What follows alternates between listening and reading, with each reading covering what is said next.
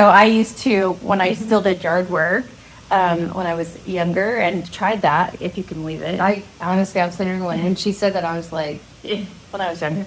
I would go outside in Texas at 3 or 4 a.m. just to try to get out before it got too hot. And even then, it was way too hot.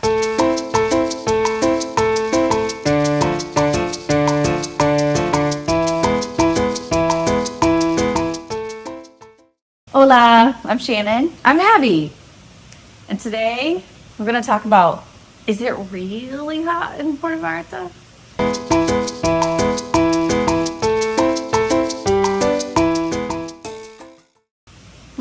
Let's chat. Let's have a conversation about it. So, knowing that there's a lot of people that are obviously watching this from all different parts of the United States and other parts of other countries. So our frame of reference for the heat here would be living in Fort Worth, Texas for over a decade. So that would be our start point of reference. And that matters because you're going to hear people give totally different opinions than us. And I think where you're from is the thing that matters the most. Yeah, because you're going to be acclimated. So those that are moving from hot areas like Texas and everything, the temperatures are very similar. It's hotter in Texas. Yeah, there was definitely a while that Texas was getting like 112. That's just ridiculous. There is humidity in Texas, and there is humidity here. And I say that because that is one of the number one questions we always get asked. Even when we live in Texas, people are like, well, you guys don't have humidity there, right? It's like a desert. I'm like, no, it's humid. So I would say it's very, very similar to living in Texas. Like, I feel it's the exact same. I know. I think Texas is way hotter. Way hotter. I mean, I guess like I mean with the temperatures being hot. I mean, it gets hot here. So that's why I see a lot of similarities. It is hot. They're both humid and they're both hot. But the reason it doesn't feel so extreme here is that Texas is actually hotter on average this time of year.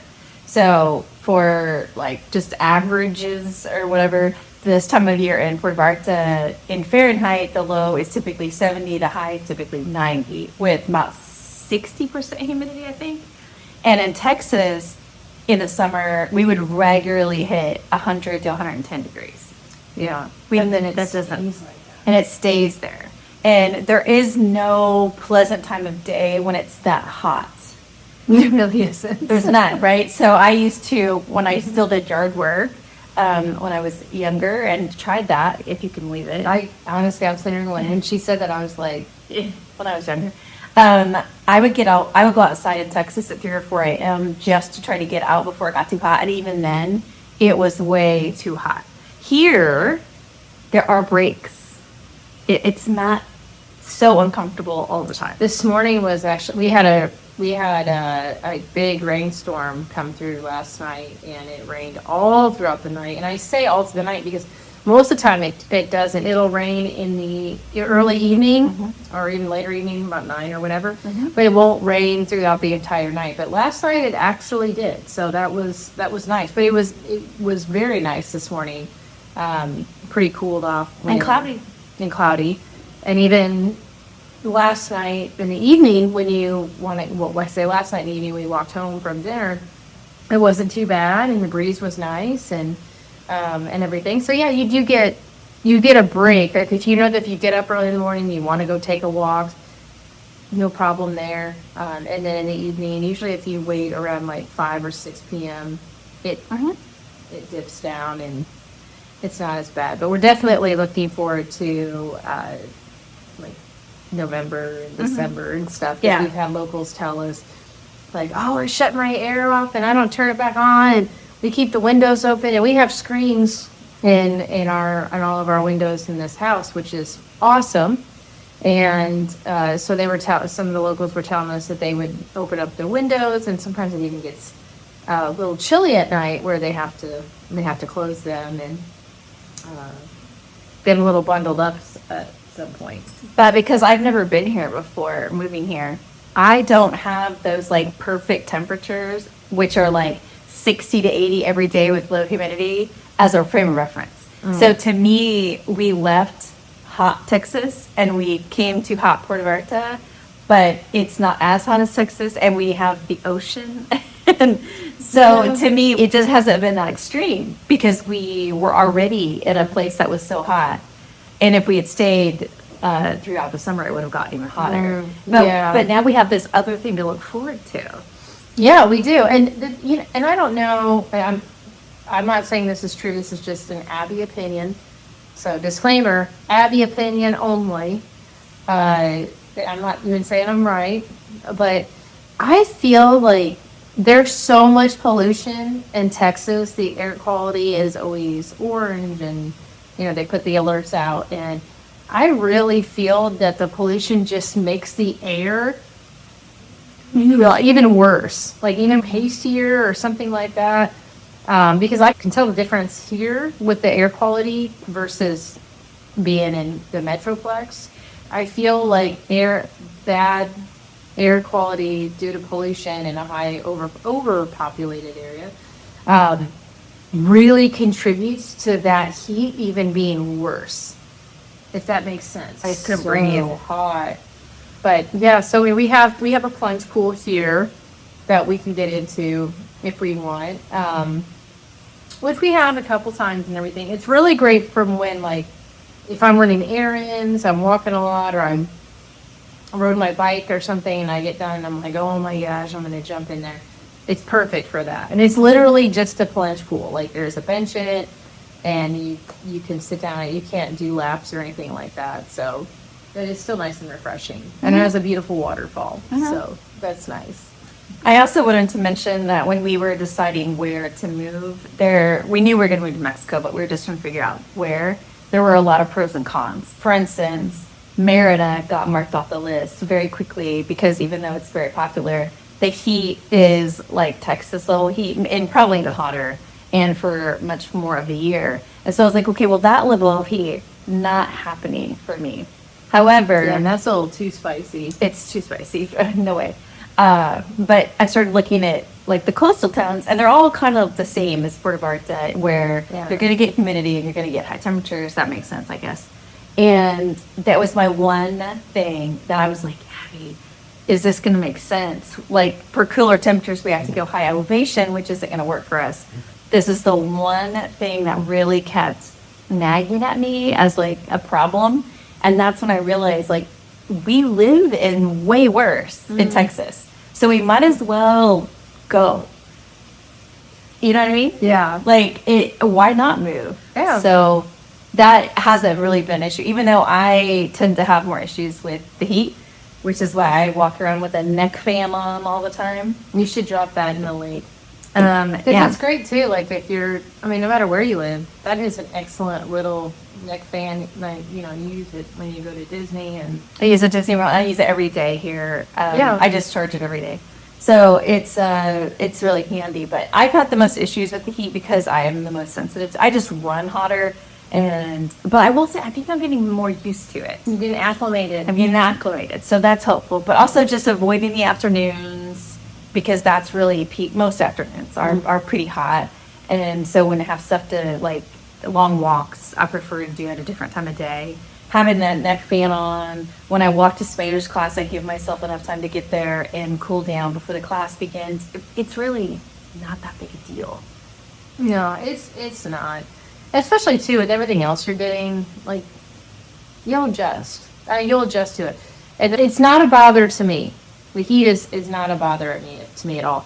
Because in Texas, I would ride my bike anywhere from 15 to 30 some miles during the pandemic, almost pretty much every day. And the temperatures were like 110, 112, and I would just ride. Well, your body gets used to it. So I continue that activity. And so when I'm outside here, I will go and take a walk, and I'll walk down to The Malecon. the Malecon or whatever, and I will, and it doesn't, I'll be, hot and everything, but it doesn't really bother me. I'll just keep going. And Yeah, and I think if you're like us and you read a lot of opinions beforehand online, it can be very confusing to see some people saying it's no big deal and other people being like, oh man, it's awful, it's impossible, blah, blah. And it's like, what is this? But I think it is all about where they come from. So a lot of people from here that are here are from Canada. And so that makes sense that they would think the comparison was too extreme. That does make sense. Because if you're moving from a cold state, or cold country, or wherever, a cold climate or cooler climate that doesn't have, you know, jalapeno summers, then you have I would think that's a legit response to be like, oh my gosh, it's too hot. Well, yeah, you're not used to it. That totally makes sense. But you should give your body time. I mean, do it safely also, because this will just drain the fluids out of you. Like, it'll just dehydrate you just, so quickly. Which is why people walk around drinking electrolyte. Yeah, they have this, I should have grabbed it out of the fridge because we have one also on hand. Go get it. Go get it? We can possibly get it. And she's back. That's on back. And it's this. So it looks just like the Pedialyte bottle. Oh, hey, Steve. And this one is strawberry kiwi, fresa kiwi. And it's good, but people drink, like, you see everybody with this in their hands. And like a bottle of water, but it's the electrolytes. Because it's really important when you're out and about. But we still get lots of steps in per day. I work full-time, so I'm on my computer a lot. So I would say I'm at least 5,000 steps a day. She gets way more. And we're out and about. What the other day I got 17,000. Yeah.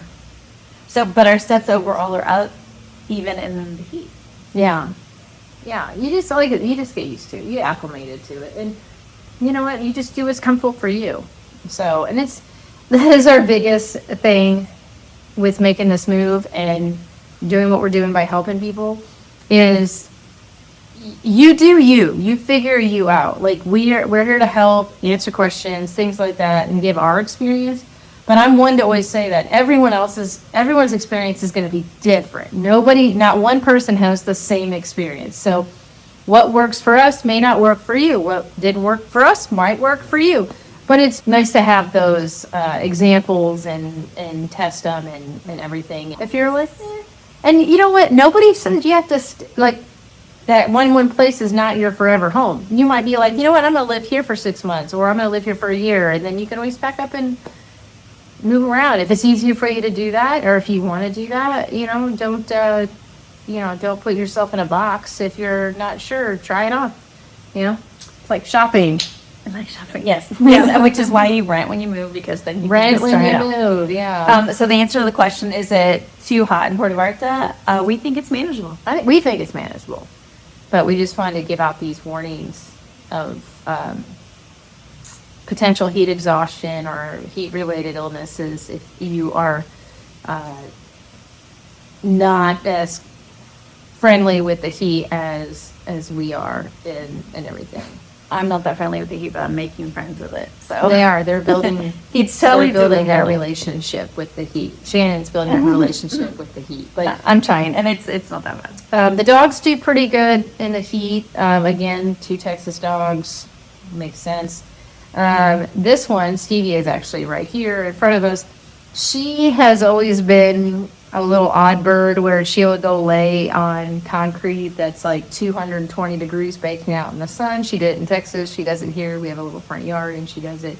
But definitely short walks. So when we do go for walks and things, it's very short because you can just, your dog, monitor your dog because they can get sick too. Being out in the heat too long and everything, but they do pretty well. Then they come home and sleep for 5 hours, which then we get our work done because then they're asleep. So they're like toddlers. But yeah, other than that, so I think it does get hot here. It depends on you, on what your managed level is of the heat here. So, but you can always go jump in the ocean, which the ocean it's like probably 90 degrees. What'd you say? Yeah, and I like, Yeah. when we had our pool, I liked our pool to be 86 to 88 degrees, but it is so warm here that I'm like, I don't even understand the point. The ocean does feel like bath water.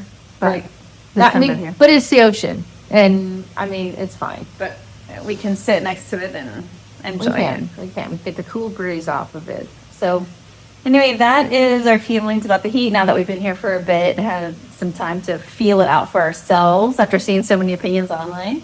We use lots of resources to make our move possible. So if you would like to use some of those, the link to the Mexico Relocation Guide, which is our Mexico Bible, is in the description of this. But thanks for joining. Be sure to subscribe.